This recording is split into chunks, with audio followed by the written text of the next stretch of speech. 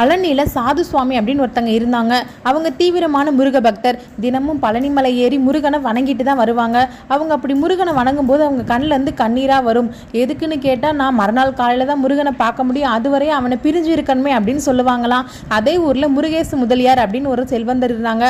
அவங்களுக்கு ரொம்ப வருஷமாக குழந்தையே இல்லை. அவங்க ஒரு நாள் சாது சுவாமியை பார்க்க வந்தாங்க. அதுக்கு சாது சுவாமி, நீ இந்த பழனிமலை முருகனுக்கு மலை நனைகிற அளவுக்கு பாலபிஷேகம் பண்ணு அப்படின்னு சொல்கிறாங்க. அதே மாதிரி அந்த முருகேச முதலியாரும் பண்றாங்க. அடுத்த வருஷமே அவங்களுக்கு 2 குழந்தைகள் பிறக்குது. மகிழ்ச்சியில முருகேச முதலியார் சாது சுவாமிகளை பார்க்க வர்றாங்க. நான் முருகனுக்கு 1 கொடுத்ததுக்கு அவன் எனக்கு 2 திருப்பி கொடுத்துட்டா நான் ஏதாவது பண்ணணும் அப்படின்னு சொல்லி கேட்குறாங்க.